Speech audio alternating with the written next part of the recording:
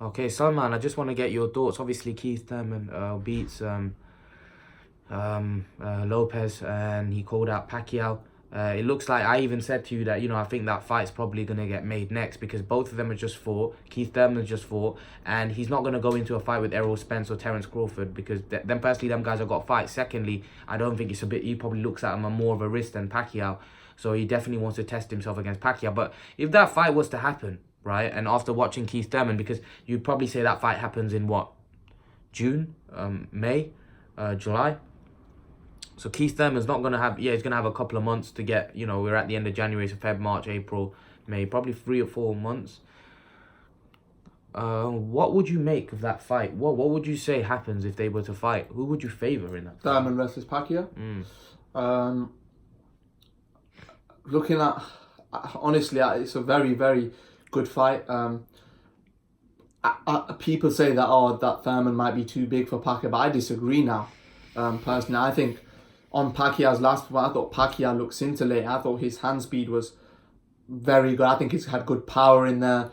I think he had a mixture of everything. I personally think Keith Thurman could get beat by Manny Pacquiao, Yeah. and I don't think it's a... I think he might even get stopped. Yeah, I think he might even get stopped because the thing is, Keith Thurman's a reckless type of fighter. He's not a fighter where he fights like Adrian Broner, tries to just get through. He gives you opportunities. He gives you opportunities. He's open, and that left hand, if that gets through and it hits him on the button, he is gonna wobble, and I know that because I've seen it. I've seen him wobble, and I've seen Adrian Broner wobble. So you have to give it to Pacquiao that he has got that power. If he connects, you are going to feel it. And he has got reasonable amount of power because Broner doesn't get dropped. He's got a good chin and he gets back up. And Broner was nearly stopped on his feet in that fight. So, and Broner's a defensive type of fighter and he nearly got stopped on his feet. So imagine an offensive type of fighter, someone that's walking onto the shots. So I personally feel that fight might be a devastating knockout because Thurman could run onto a massive left hand. It could be nights out, or Pacquiao could run into a massive right hand. I don't think Thurman's that tough as well. I think he can easily be hurt and wobble. Yeah, I think he can. The thing is, at the moment, is that good. To be honest, he didn't really get hit by Danny Garcia. But Danny Garcia is quite reckless, you know. Yeah, he's quite reckless and he's a robot. He's static. He's not really someone that's gonna. It's very hard. When you're a moving target, it's very hard to hit someone. Certainly when you're a robot. And I think in that fight, he didn't really get hit flush, but he did get hit on his arm, and he said it really hurt. But personally, I think that a good welterweight, someone like a Spence or a Pacquiao, I think can knock out Keith Thurman. That's just my opinion. So you would favour Pacquiao in that fight? To be honest, I wouldn't favour him. We'd be able to know from the first couple of rounds. I think it's a 50-50 fight because Keith Thurman does pack a very, very big Pacquiao in his prime batters Thurman, no problem. I think so, yeah. I think Pacquiao in his prime beats up quite a few people. But even now, you'd probably say I'd probably edge towards Pacquiao in that fight. I just think Thurman looks vulnerable to me. I don't think Thurman's going to be undefeated. I don't think he's got what it takes to be undefeated. I think he's too reckless. I think even someone like a Crawford could knock Keith Thurman out because you got to realize Keith Thurman is a very reckless fighter, and someone like a Crawford is very, very smart. Very, very smart, and he picks holes. When Thurman goes wild, that's when Crawford's gonna, someone like a Crawford will capitalize on.